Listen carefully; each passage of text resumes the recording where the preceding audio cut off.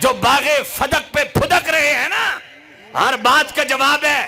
یہ میرا موضوع نہیں، پچھلے جمعے کا پورا گھنٹے کا خطاب میرا آفیشل پیج پہ موجود ہے باغ فدق پہ، اس کو میں نہیں چھڑ رہا. لگے ہاتھوں ایک الزامی سوال کا الزامی جواب.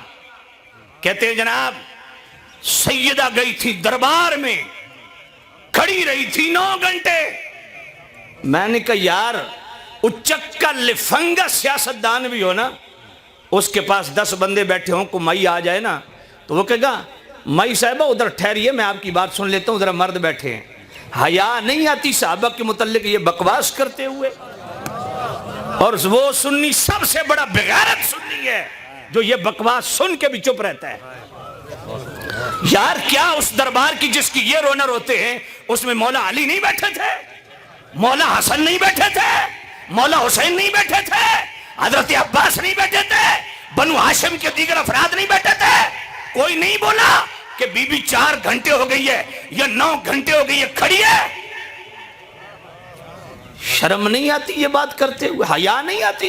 لیکن چلو اس سے ریلیٹڈ جو معاملات ہیں میں وہ ڈسکس نہیں کر رہا. لگے ہاتھوں ایک بات خلافت سے ریلیٹڈ ایک الزامی طور پہ بات کروں. خلافت پہ ہمارے اور بڑے دلائل ہیں.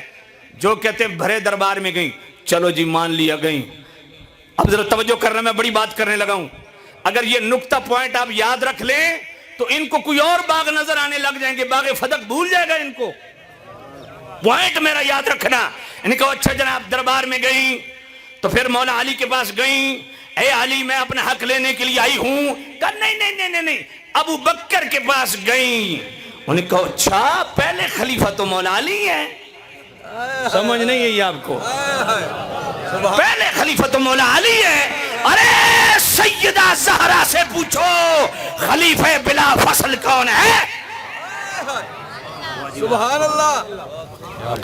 کسی کو رافضی کیڑا مروڑ پڑے نا وہ سنے سیالوی اس کی گردن پہ پاؤں رکھ کے بات کر رہے ہیں. پوچھو سیدہ زہرا سے کہ خلیفہ تو مولا علی تھے، پہلے خلیفہ تو وہ تھے، ابو بکر کے پاس کیوں گئی؟